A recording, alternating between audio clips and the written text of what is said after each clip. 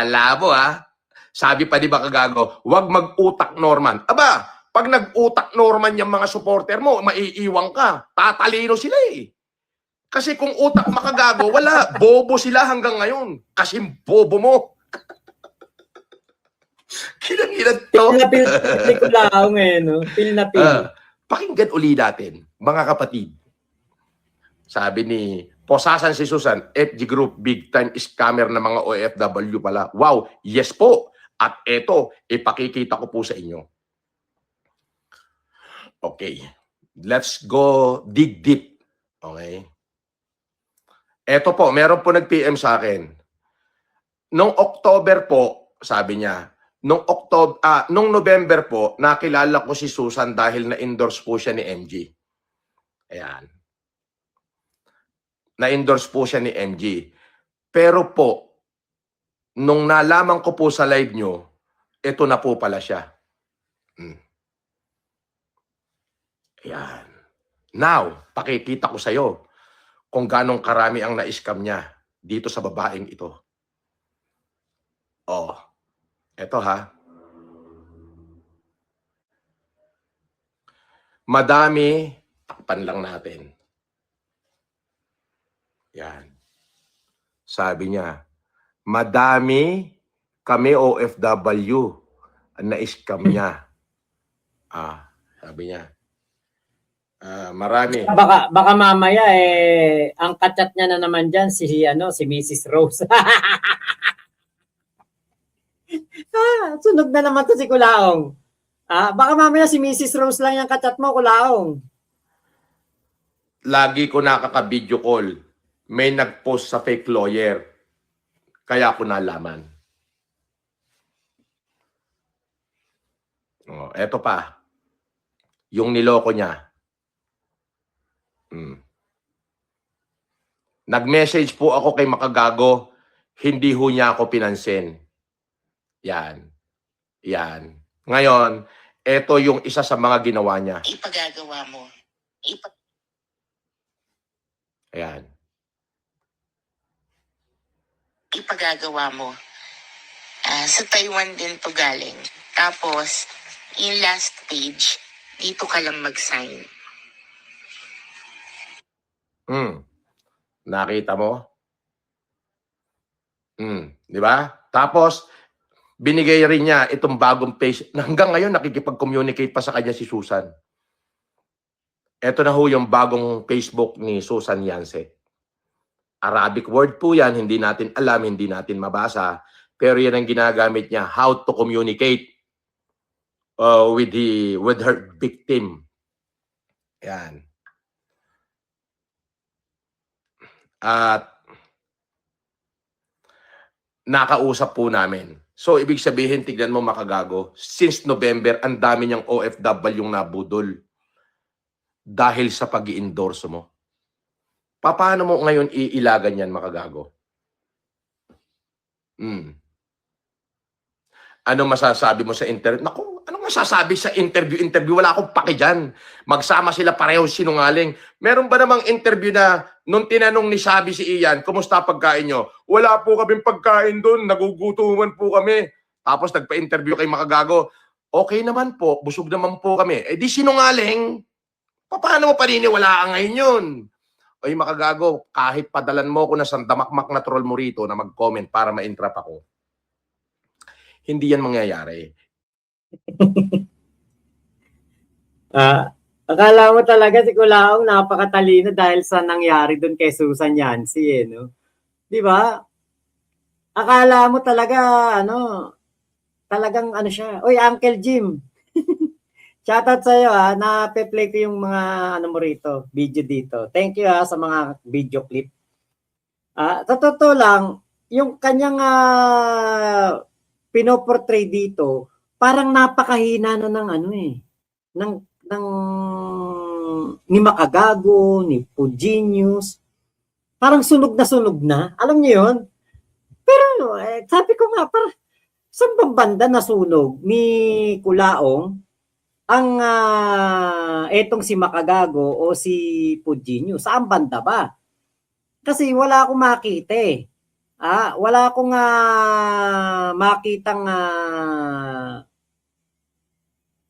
yung ikakasunog ni Makagago dito at ni Pugenius, wala eh.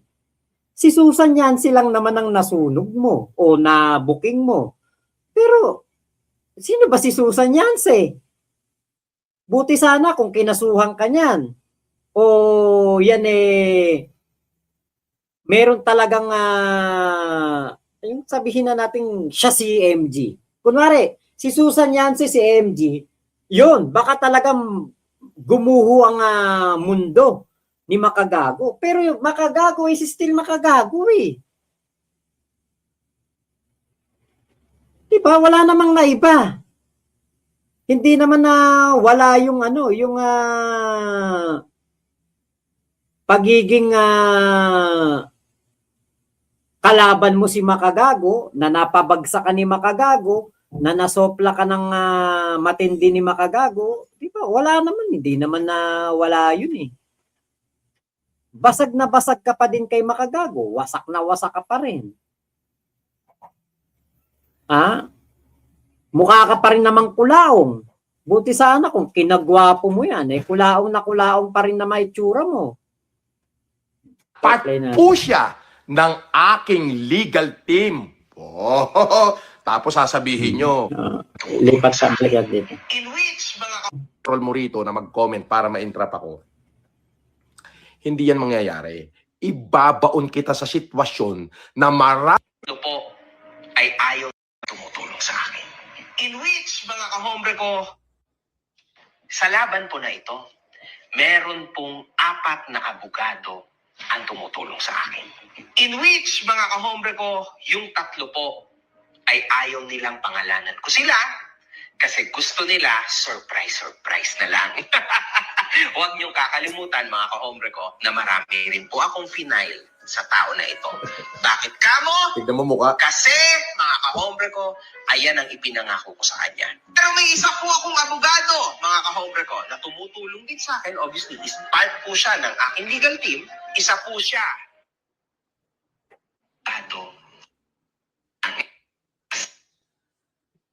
Narinig niyo yung sinabi niya?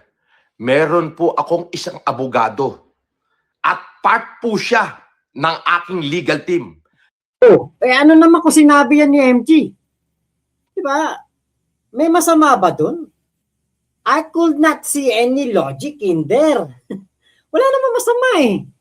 Kung sinabi ni Makagago yan, na part ng legal team niya, etong si Sabi. Ano ba masama dun? Parang wala naman ako makita masama. Mamasamain mo lang talaga ako laong. Meron po akong isang abogado. Tanga, liglan mo yung hearing comprehension, hindi na reading comprehension, bobo. Pakinggan mong mabuti. Dahil mas magaling ang pandinig kaysa sa pagbasa. Okay? Pakinggan mong mabuti. Wala akong makitang dahilan eh sa kung ano ang masama. Kahit pa i-endorse, i-promote ni MG, si Sabi Lawyer, ano ba masama nga? Isa ko pong abogado. Isa ko pong abogado. At part po siya ng aking legal team. Yun nga. Ano masama? Kulaong. Bigyan mo kami kung ano ang masama doon. Kung bakit naging masama.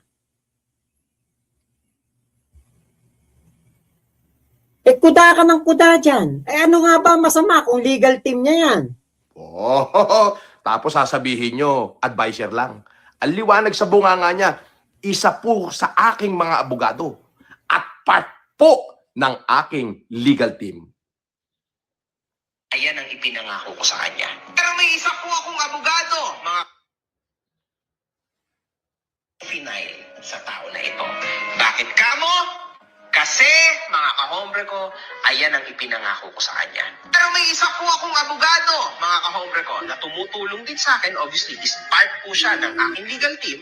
Isa po siya sa mga abogado ng The Savvy Filipino Lawyer. So, marami po dyan sila, mga kahombre ko. Pero, isa lang ang tumutulong sa akin sa firm na yan. I am very, very happy. And siya po yung di ibig sabihin, legit na may legal firm o law firm. Etong si Sabi Lawyer. Kasi sabi ni MG, marami sila diyan at may tumutulong sa akin na isa. Di legit, may law firm pala talaga. So ibig sabihin, si Attorney Sabi o si Sabi ay konektado sa legit na law firm.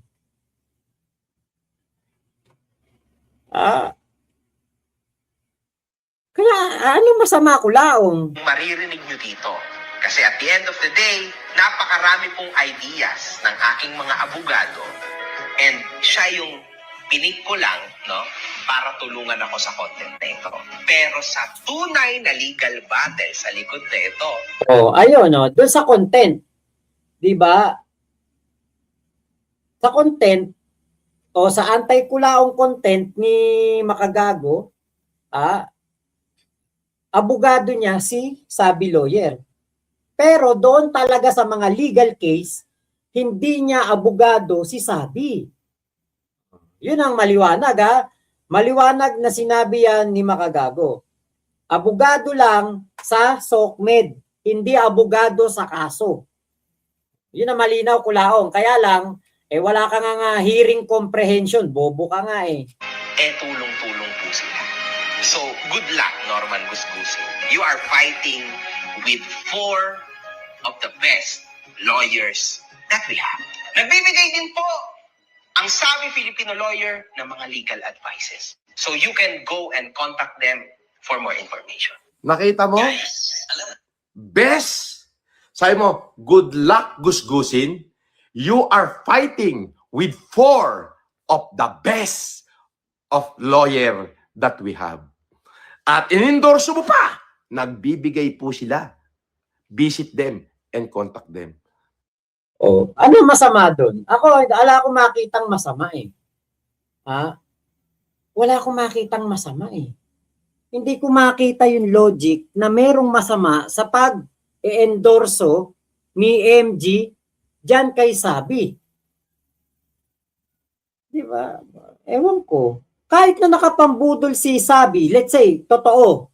May nabudol si Sabi Lawyer nung inendorso ni MG.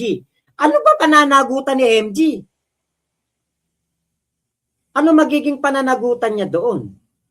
Ano ang magiging kaso? O kung ano man ang matatanggap niya? Ano? Diba? Ang dami nga dyan. Kunwari, nag-e-endorso ng sabon. Nung ginamit ng mga tao yung sabon. Kunwari, sabi, gamot sa kurikong. Ang nangyari, mas dumami yung kurikong. Ano masama doon? Kung may nag-endorsong artista, ano yung kakasuhan pati yung artista? Ano ang pananagutan nun? Wala. Nag-endorso lang naman Saka di ba nga, ito nga yung sisti dyan. Ito nga yung gusto kong linawin dyan. Kahit si Makagago ay inendorso itong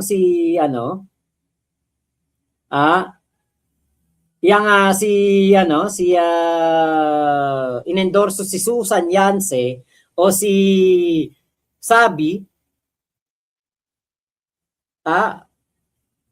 alam ba ni Makagago kung talagang abogado yan o hindi? Diba? Kaya yan tunay na abogado o hindi yan abogado, walang pananagutan si si MG sa sitwasyon na yan. Napakarami na nating pagkakataon na nakapanood ng ganyan, ng mga sitwasyong ganyan. Di ba si Ricardo Cepeda, naalala nyo yon yung sa Batang Quiapo? Na-involve siya sa isang ganyan. Nag-endorse lang siya, pero nakalaya.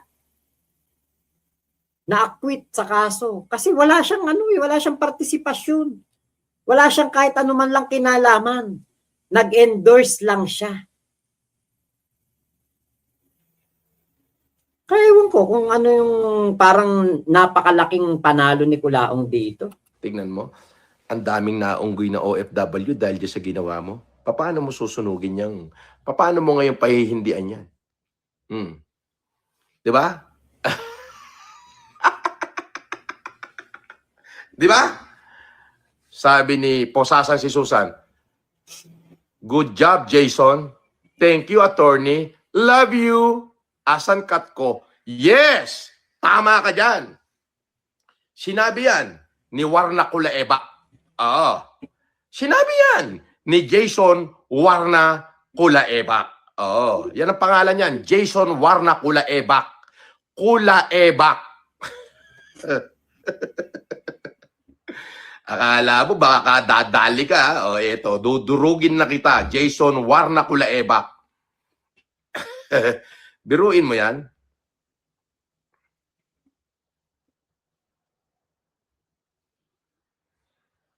Di ba?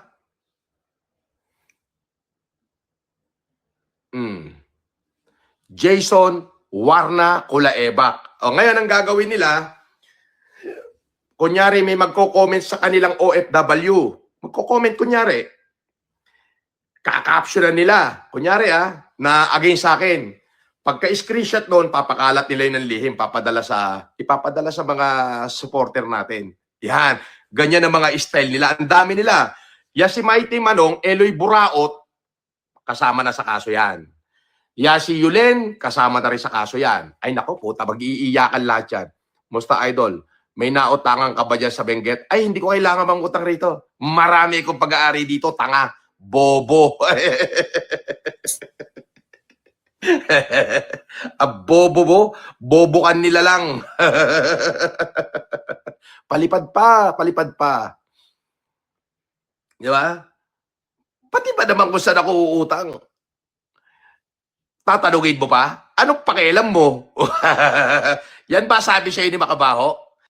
Yun ang yun ang bulong-bulungan. Kaya nagpunta ng Baguio si Culaong para maghagilap ng pera dahil nga po wala ng pera.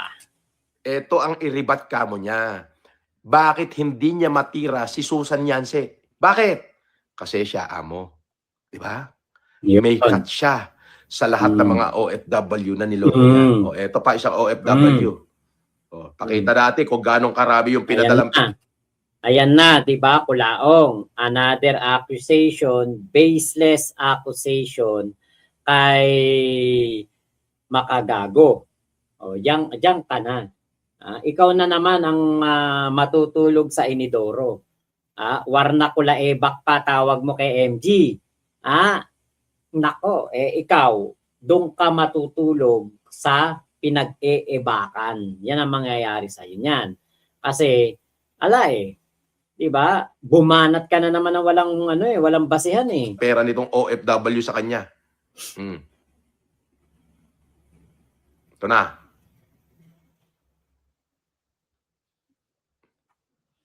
Nakita mo yung resibo? Ang daming resibo niyan, magmula lang nung November. Nakita mo? Warna Kulaebak. Taiwan pa lang yan. 11 to. 11 tong ngayong niloko niya sa panahon mo. Di ba? O, ayan o. Ayan. Ayan ang mga pinadala niya. Ayan. Pati bank account, andyan. Lahat, ipinorward sa akin. O, ayan. O, ayan. Pati bank account. O, ayan. Pinakita mo na naman. O, tapos, kapag nakasuhan ka, biktima ka na naman. Magba-Bible verse ka na naman. Magiging pastor ka na naman. Ganyan naman lagi, Culaong. Yabang sa una, bait later, bait-baitan, feeling victim, feeling pine-persecute.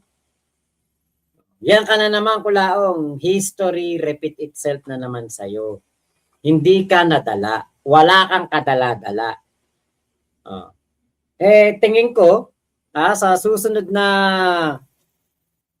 content ni MG, yan na yung topic ni MG. Yan ang mapag-uusapan. Kasi, si Kulaong nagpalalo na naman eh. Nag-asta na naman na panalo. Diba? Maaring ibigay ko sa'yo. Sige, nakapuntos ka, naka 1 point ka kay Susan Yance. Pero si MG, napakahirap i-implicate kay Susan Yance. Bakit? Buti sana kapag nag-live si Susan Yance at nagbibigay ng mga legal advice, nandun si MG. Tapos si MG na mismo magsasabi, punta po kayo dito sa Viber account na to. I-chat nyo po ito. Makakausap nyo po ang legal advice. Makakakuha kayo ng legal advice dito. May bayad.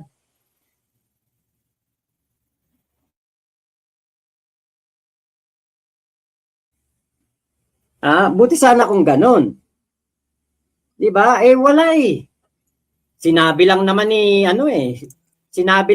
MG sa vlog niya na meron siyang 4 na abogado. Yung isa, pwedeng ihayag kung sino. Tumutulong sa kanyang content.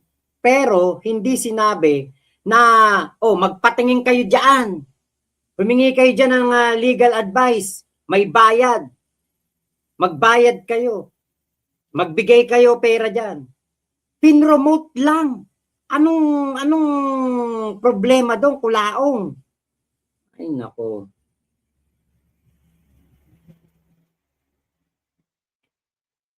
Ito, basa tayo comment. Medyo malayo na yung mga comment. Yenyap. Nasa Baguio ba si Kulaong ngayon? Tinataguan daw niya yung warrant niya. Opo. Yun yung yun po yung balita. Pink Butterfly, hello po.